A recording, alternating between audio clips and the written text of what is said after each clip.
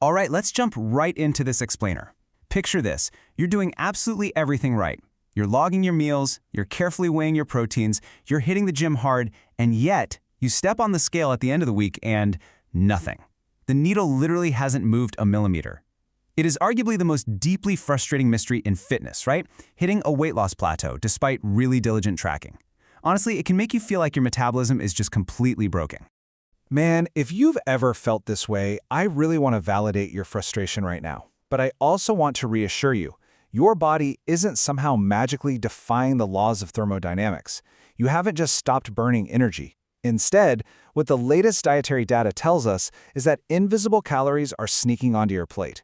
You're simply eating energy that you just aren't seeing. So here's the absolute crux of the issue: 23%. A massive analysis of over 847,000 users by the nutrition tracking app Nutrola revealed this totally shocking data point. They compared with people manually logged in the app against what an AI photo recognition tool actually saw on their plates. And it turns out, the average person undercounts their daily calorie intake by exactly 23%. To put that percentage into perspective, for the average person, 23% equates to 424 missing calories every single day. If you multiply that across a whole week, we're talking nearly 3,000 hidden calories. That's practically equivalent to a magical, invisible extra day of eating crammed into your week.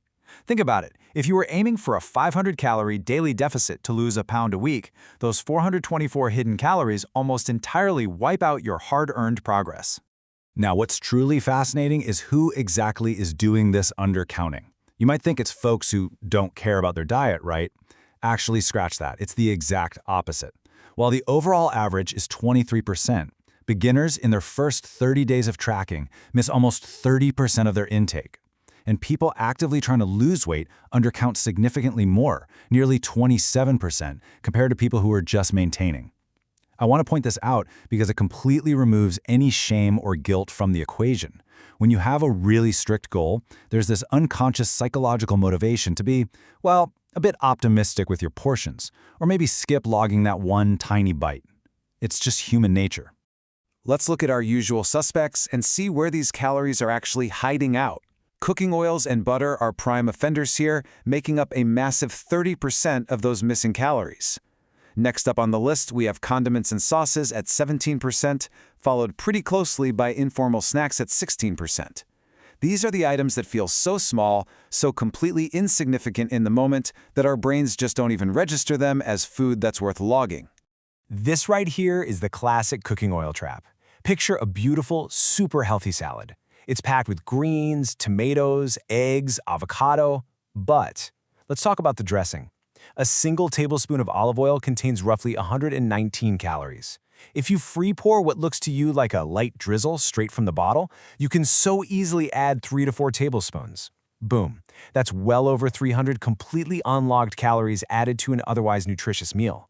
The food itself is healthy for sure, but the energy math is totally off. When we break down exactly when this happens during the day, dinner and snacks are where our tracking accuracy really falls apart.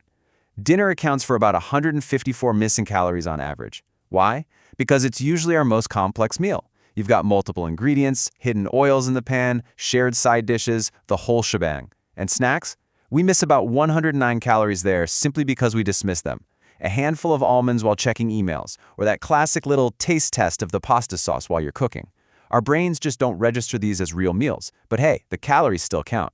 They're individually minor, but collectively, very substantial. And you know, it gets even harder when we leave the safety of our own kitchens. Research from New York University's Department of Nutrition highlights that restaurant portions in the U.S. are 2 to 8 times larger than standard serving sizes. Let me say that again, 2 to 8 times larger.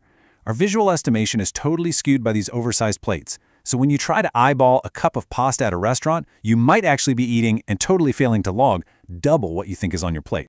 So, the big question we have to ask is your visual estimation off? And honestly, more importantly, how can we solve this case and accurately measure real food without becoming completely obsessed with carrying a digital food scale in our pockets everywhere we go? Because literally nobody wants to do that. We need practical, real-world tools to calibrate our eyes.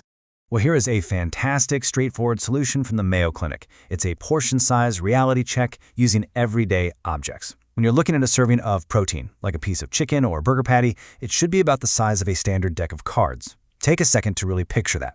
For your vegetables, imagine the size of a baseball. That equals one solid serving. And for those really tricky fats we talked about, like butter or mayo, a serving is just about the size of a standard pair of dice. Using these mental cues helps translate abstract serving sizes into concrete things, which immediately improves your portion control when you don't have a scale handy.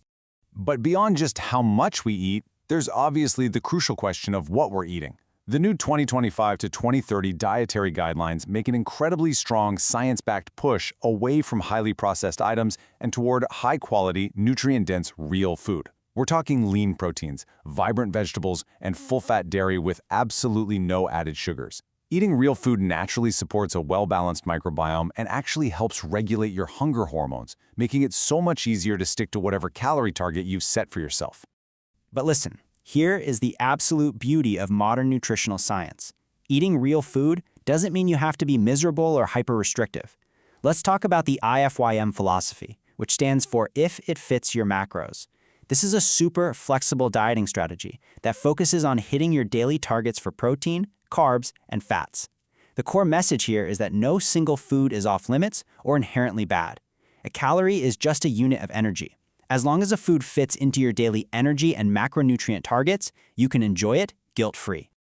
Let's quickly compare rigid dieting to flexible dieting because it's a real game changer. Rigid dieting designates certain foods as completely forbidden. It relies heavily on this all-or-nothing mindset. And what always happens? You accidentally eat a cookie, you feel intense guilt, you decide the whole day is officially ruined, and you end up binge eating. Flexible dieting, on the other hand, just naturally lowers anxiety. It acknowledges that, hey, a cookie has carbs and fats. You log it, you adjust your next meal to balance it out, and you move on with your life.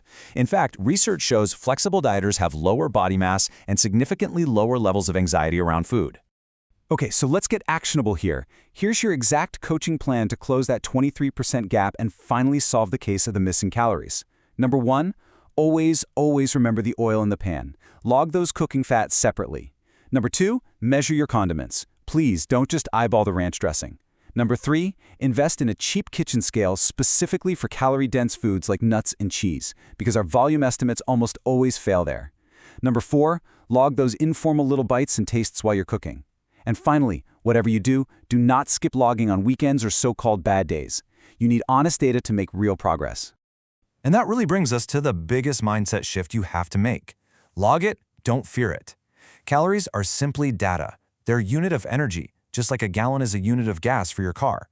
They are not a measure of your self-worth. They are absolutely not a reason for guilt. When you finally remove the emotion from food logging, you stop intentionally omitting those bad snacks, and your data finally becomes accurate enough to actually help you get where you want to be. I really want you to remember this. One single day over your target does not ruin a week of progress. No way.